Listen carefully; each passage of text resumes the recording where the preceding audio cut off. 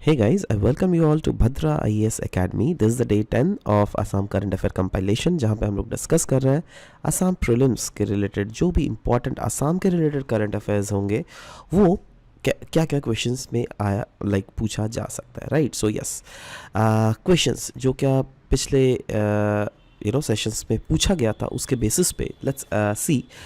पहला था question that Pranav Jyoti Deka, Zudabir Rana and Nandeshri Damari from Assam has been awarded Sahitya Academy Award. And दूसरा statement था this award is India's National Academy of Letters on writers of the most outstanding books of literary merit. Correct statement दोनों के दोनों होंगे, तो yes, C is the correct answer. दूसरा जो question पूछा गया था वो था United Nations has declared 2024 as an international year of which among the following. पहला है मिलेट्स, दूसरा है कैमिलेट्स, तीसरा है कैंसर या फिर चौथा है टाइगर्स. द सही answer is of course camelids. You should know about it, right? So yes, B is the correct answer. Next, अभी जो हम लोग अभी क्वेश्चन डिस्कस करते हैं वो चलिए डिस्कस करते हैं इनर लाइन परमिट के रिलेटेड जो क्या रिसेंटली न्यूज़ में भी था. क्यों न्यूज़ में था? क्योंकि कुछ groups in Meghalaya have started demanding for the implementation of inner line permit in Meghalaya. इसका मतलब क्या मेघालय में inner line permit नहीं है अभी? नहीं है, राइट? नाउ ये जो है मतलब डिमांड क्यों हो रहा है? क्योंकि एक एक्ट कानून बना हुआ है the Meghalaya resident safety and security amendment bill of 2020. उसके आधार पर ही इसका implementation that is inner line permit का इम्प्लीमेंटेशन मांगा जा रहा है in Meghalaya as well. So inner line permit provisions, इसको it was made to give special protection to the indigenous people. जी हाँ, जो भी इंडिजिनस पीपल है ना इंडिया के, उनको एक स्पेशल प्रोटेक्शन देने के लिए ही इनर लाइन परमिट का प्रोविजन को बनाया गया है. ये जो प्रोविजन है it was made by Britishers under the act जिसको हम लोग बोलते हैं Bengal frontier provision act of 1873. इस एक्ट के अंडर ही बेसिकली इनर लाइन परमिट की फैसिलिटीज़ दी गई थी. ये इनर लाइन परमिट क्या होता है दैट जैसे फॉर एग्जांपल नागालैंड में इनर लाइन परमिट है, मतलब अगर आप असम में जो रहते हो ना तो आप सिंपली नागालैंड में अगर घुसना हो तो आपको परमिट लेना पड़ेगा. वहाँ का लैंड तो भूल ही जाओ, कब खरीद ही नहीं सकते हो, बट आपको घुसने के लिए भी परमिशन लेना पड़ेगा, राइट? सो वही बोला गया, if you are an Indian citizen and wish to travel in these places then you need a permit, है ना? परमिट कुछ नहीं, 100 रुपये का परमिट बनाना पड़ता है, आराम से आप एंट्री मार सकते हो, right?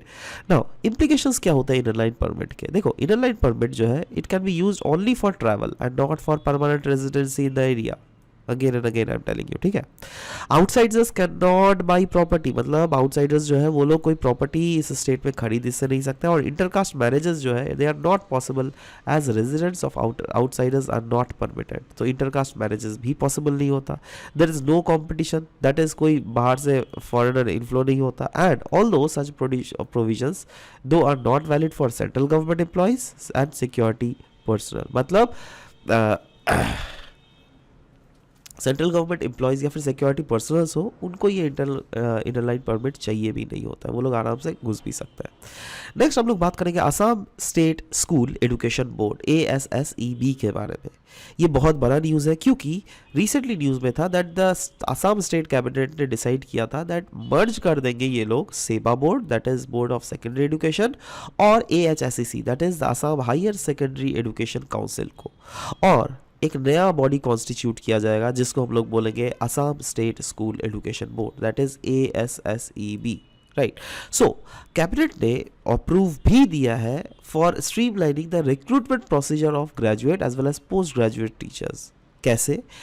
Through the Assam secondary education government school services rules of second amendment rule of 2023 and this rule of 2023. basically देखो, this is not that important but yes, कहीं ना कहीं yes, recruitment process को streamline करने के लिए कैबिनेट ने ये दोनों रूल्स को अप्रूवल दिया है. That is what you should know just. And cabinet ने डिसाइड किया है टू ऑब्जर्व अन्न सेवा सप्ताह. अन्न सेवा सप्ताह हर मंथ को ये ऑब्जर्व किया जाएगा जिससे इंश्योर किया जा सके दैट फूड ग्रेन्स का जो सप्लाई है वो हमारे रीजन में अनइंटरप्टेड हो. स्पेसिफिकली वैसे बेनिफिशरीज के लिए जो कि नेशनल फूड सिक्योरिटी एक्ट के अंडर बेनिफिशरीज जो है ना, उनको बिल्कुल ये नहीं होना चाहिए. इसीलिए हर मंथ सेलिब्रेट किया जाएगा अन्न सेवा सप्ताह. देखो, अपने आप में ये इंपॉर्टेंट न्यूज़ है, लेकिन अगर आपको क्वेश्चन पूछ लिया जाए दैट अन्न सेवा सप्ताह जो है आसाम में हर मंथ सेलिब्रेट किया जाता है, किस लिए सेलिब्रेट किया जाता है? तो उसके रीजंस अगर पूछ लिए 4 ऑप्शंस में तो this, yes correct option reason will be this, right.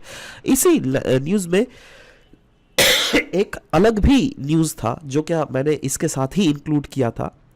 So this is about बायट लैंग्वेज। जब ये आसाम ट्रिब्यून में न्यूज़ था ना, तो उसमें इसी आर्टिकल में बायट लैंग्वेज के बारे में भी दिया हुआ था ना। बहुत जनों को इसके बारे में पता भी होगा, बट शायद ऐसे आप लोगों में से बहुत जने होंगे जिनको इनके बारे में पता नहीं होगा। Biate language, Assam state cabinet ने डिसाइड किया था दैट एक प्रपोजल सेंड किया जाए to ministry of tribal affairs, जिससे बायट को एज अ सेपरेट एंटिटी ही घोषित किया जाए। ये बेसिकली क्या है, ये एक सीनो तिब्बतन लैंग्वेज है जिसको बायट पीपल जो नॉर्थ ईस्ट इंडिया में रहते हैं ना, नॉर्थ ईस्ट इंडिया में बायट पीपल कहाँ पर रहते हैं? देखो बेसिकली बायट जो होता है वो एक एथनिक हिल ट्राइब्स है, और वो सिर्फ और सिर्फ आसाम में ही नहीं बल्कि the parts of Meghalaya, Mizoram, Tripura and Manipur, इन रीजन्स में भी उन्हें हमें देखने को मिलता है, राइट। सो उनके लिए ही मिनिस्ट्री ऑफ ट्राइबल अफेयर्स को ये प्रपोजल भेजा गया था दैट बायट को एज अ सेपरेट एंटिटी ही क्यों ना घोषित किया जाए, ठीक है। नेक्स्ट हम लोग बात करेंगे राइजिंग सन वाटर फेस्टिवल के बारे में। Rising sun water festival revisiting Saraighat जिसका टैगलाइन था, तो ये ऐसा first of it kind celebration हुआ था जिसके तहत असम का जो रिच कल्चरल हेरिटेज है ना वो शोकेस किया गया था ना। कहां पर? दीपोर बिल में। और इसीलिए ये बहुत बड़ा क्रिटिसिज्म का भी रीजन था। इसके रिलेटेड मुझे याद है बहुत सारे आर्टिकल्स आए थे जहाँ पे 2-3 दिन तक ये आर्टिकल्स आए हुए थे जहाँ पर सब कोई क्रिटिसाइज कर रहा था दैट इस टाइप का फेस्टिवल यहाँ पे नहीं दीपोर बिल में नहीं सेलिब्रेट करना चाहिए, क्योंकि दीपोर बिल में एक ऐसा रीजन है दीपोर बिल जहाँ पर जो कि इकोलॉजिकली काफ़ी ज़्यादा फ्रेजाइल एरिया है, इसीलिए तो उसको वेटलैंड बोलते हैं ना। और जब देखो ये सेलिब्रेट किया गया था तब यहाँ पे बहुत सारे देख रहे हो साउंड बॉक्स चल रहे थे, यहाँ पे बहुत सारे आपके बोट्स लाए गए थे, बोट चलाए जा रहे थे। अब इससे क्या होगा, यहाँ की इकोलॉजी को नुकसान होगा ना, तो इसीलिए बोला गया। तो इसमें क्या हुआ था, वाटर लेवल को अचानक से ड्रास्टिकली राइज कर दिया गया था, क्योंकि वाटर लेवल को राइज नहीं करोगे तो अदरवाइज ये बोट बीच में टकराई जाएगी ना जमीन, नीचे वाले जमीन से, ऐसा भी हो सकता है, राइट। इसलिए वाटर लेवल को राइज किया गया था। अब देखो वेटलैंड में आपको तो कई शायद अच्छा लग रहा होगा, अरे वाटर लेवल राइज हो गई तो अच्छा है ना। नहीं नहीं, ये अच्छी बात नहीं है। देखो वेटलैंड इकोलॉजी के लिए ये अच्छी बात नहीं है, क्योंकि वेटलैंड जब भी आपने पढ़ा होगा तो उसका क्या होता है, हम लोगों ने पढ़ा हुआ है इन्वायरमेंट इकोलॉजी अगर आपने पढ़ा हुआ है तो ये पता होना चाहिए दैट वेटलैंड का जो एवरेज डेप्थ होता है ना वो 6 मीटर का होता है, राइट। तो 6 मीटर से अगर ज़्यादा डेप्थ हो गया तो मतलब प्रॉपर सनलाइट, प्रॉपर ऑक्सीजन नहीं मिल पाएगा ना, जिसके कारण उस रीजन की इकोलॉजिकल प्रोडक्टिविटी वो घट भी सकती है। इसीलिए तो इसको क्रिटिसाइज किया जा रहा था ना दैट क्यों वाटर लेवल यहाँ पे राइज किया गया। यहाँ पे लाउड स्पीकर्स चल रहे थे, फायर क्रैकर्स बज रहे थे, राइट। मतलब दीपोर बिल अनडाउटेडली एक परमानेंट फ्रेश वाटर लेक है, ये एक बर्ड सेंचुरी भी है इन कामरूप डिस्ट्रिक्ट, बट यस ये एक रिवराइन वेटलैंड भी है जो क्या हमें देखने को मिलता है असम में, ठीक है। एंड 2002 में इसको रामसर साइट भी घोषित किया गया। ये भी कुछ फैक्चुअल इन्फॉर्मेशन है जो कि आपको याद रखना पड़ेगा, है ना। And yes it is only Ramsar site as of now in Assam, है ना। 2021 में ऑफ कोर्स एनवायरनमेंट मिनिस्ट्री ने इसको as an eco sensitive zone भी घोषित किया था। तो these are the factual information that you need to remember. Next is about a frog species, जो क्या मुझे लग रहा है that this is very very important, there is high importance that it can directly be asked in your this APSC prelims of 2023 जो अभी होने वाला है आपका 2024 में। निधिराना नोयादिहिग, ये एक नया स्पीशीज है फ्रॉग का, नया स्पीशीज ऑफ क्या, फ्रॉग। वो भी किस टाइप का फ्रॉग है, म्यूजिक फ्रॉग, जो क्या अरुणाचल प्रदेश में इनको देखने को मिला है, राइट। सो ये डिस्कवरी कहीं ना कहीं मार्क करता है first confirmation of the fact that निधिराना जीनस जो है वो इंडिया में भी प्रेजेंट होता है। अभी तक माना जाता था दैट ये Japan, Taiwan, China, Vietnam, Laos और थाईलैंड में मिलता है, बट जब से ये इंडिया में मिला है तो इससे इनका कंफर्मेशन जो इंडिया में भी हो गया है। The speciality of this new species of frog is that it is both the male and female are the vocal, मतलब इस पे जो है दोनों मेल और फीमेल का वोकल्स हमें देखने को मिल सकता है, ठीक है। नेक्स्ट, नॉर्थ ईस्ट हैंडलूम में QR कोड का इम्प्लीमेंटेशन के बारे में बात किया जा रहा है। That is north clearly unveil किया गया है north eastern handicraft and handloom development corporation, जिसको हम लोग NEHHDC भी बोलते हैं। इन्होंने बोला है दैट देखो भाई, नॉर्थ ईस्ट के हैंडलूम प्रोडक्ट में हम लोग QR कोड का इंप्लीमेंटेशन कर रहे हैं, और ये कहीं ना कहीं अगर देख लोगे हैंडलूम सेक्टर देख लोगे ना, उसमें एक पायोनियरिंग प्रोजेक्ट है पूरा नॉर्थ ईस्ट रीजन में, जिसके तरह पूरे हैंडलूम सेक्टर को डिजिटाइज किया जा रहा है। तो ये इनिशिएटिव जो है इसको रिस्पॉन्ड किया गया बाय नॉर्थ ईस्टर्न काउंसिल, और इसका एम है to revolutionise the regions handloom industry. कैसे? By integrating the modern technology as well as traditional craftsmanships. In fact ये प्रोजेक्ट जो है इसका पोटेंशियल है to drive the socio economic growth of handloom in the whole reason.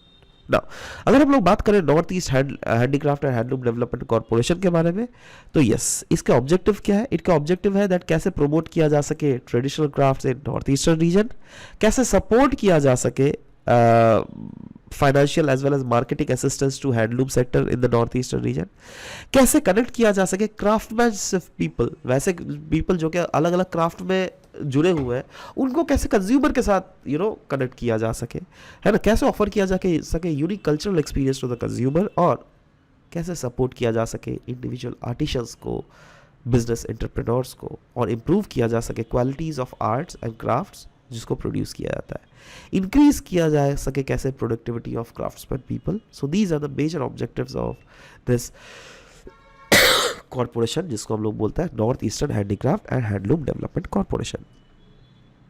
Next हम लोग बात करेंगे survey on indigenous Muslims which has been carried forward in the Assam. तो गवर्नमेंट ऑफ असम ने इन प्रिंसिपल अप्रूवल दिया था इनिशिएशन ऑफ द प्रोसेस, जिसके through socio economic assessment किया जा सके to 5 indigenous communities of Muslims in Assam. What are these 5 indigenous communities? You need to remember their name.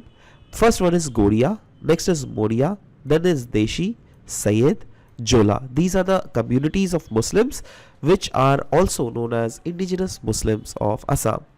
Now, ये data को utilise किया गया है by government of Assam for the comprehensive socio political, academic as well as economic upliftment of the regions, मतलब of the indigenous Muslims, क्योंकि इनका अगर upliftment हो तो यस ओवरऑल हमारे देश मतलब आसाम जो है वो भी economically as well as socially prosper करेगा एंड ओवरऑल देश भी आगे बढ़ेगा। Next, anaemia in Assam. Anaemia ये क्या कंडीशन है? देखो, ये एक ऐसा कंडीशन है, ऐसा बॉडीली डिसऑर्डर है जहाँ पे आपके शरीर में enough healthy red blood cells नहीं है। रेड ब्लड सेल्स क्या होता है? कैरी करता है ऑक्सीजन को टू द बॉडी टिश्यूज, और वो चीज आपके पास नहीं है। सो सेंट्रल गवर्नमेंट डेटा के हिसाब से अगर देख लीजिएगा, एनीमिया इन आसाम वुमेन अगर देख लीजिएगा, ये 46% था 2015-16 में, जो कि बढ़कर 2020-2021 में 66% हो गया है। मतलब वुमेन्स के शरीर में जो है हेल्दी रेड ब्लड सेल्स की कमी हो गई है, जो कि आपके ऑक्सीजन को कैरी कर सकती है डिफरेंट अदर बॉडी के टिश्यूज में भी। नाउ सवाल होता है दैट इस टाइप के इंसिडेंट्स को इसको कर्व करने के लिए क्या क्या मेजर्स लिए गए हैं असम के द्वारा।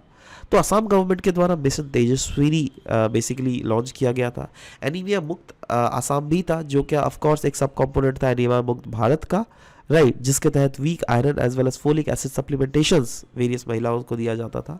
वैसे ही है प्रधानमंत्री सुरक्षित मातृत्व अभियान, जिसके तहत फ्री चेकअप प्रोवाइड किया जाता है on 9th of every month with the help of medical officers, जो क्या डिटेक्ट कर सके कोई भी अगर एनीमिया के रिलेटेड थ्रेट हो वो सबको डिटेक्ट कर सके और फाइनली मेजर ले सके। से फॉर एग्जांपल किसी अगर महिलाएं हैं जो कि प्रेग्नेंट है और हर महीने के 9th तारीख को सरकारी अस्पतालों में फ्री चेकअप प्रोवाइड किया जाता है, जिससे क्या अगर कुछ भी ज़रूरत हो तो वो उस चीज़ का फैसिलिटी उनको प्रोवाइड किया जा सके। ठीक है, तो आशा करता हूँ दैट अभी तक जो भी चीज़ें पढ़ाया ये सब चीज़ें प्रॉपरली समझ में आया होगा, और अगर समझ में आया होगा तो चलिए ये सब क्वेश्चन भी सॉल्व कर लेते हैं। पहला क्वेश्चन है, which among the following north eastern state do not have inner line permit? Arunachal Pradesh, Sikkim, Nagaland या फिर मिजोरम? ठीक है, नीचे कमेंट सेक्शन में बिल्कुल अपना आंसर लिखिएगा। दूसरा है, consider the following statement regarding the north eastern handicraft and handloom development corporation. पहला है, it aims to promote the traditional crafts of north eastern region, और दूसरा it connect the crafts people of north east with the consumers from across the country. Choose the correct statement. That is, statements are 1 only, 2 only, both 1 and 2, neither 1 nor 2. नीचे comment section में बिल्कुल अपने answer लिखिएगा. We'll be waiting for your answer to come up. This was all about the discussion that we had for this very session. मिलते हैं next session में. Till bye bye. Take care and thank you for listening to this whole video. Thank you very much.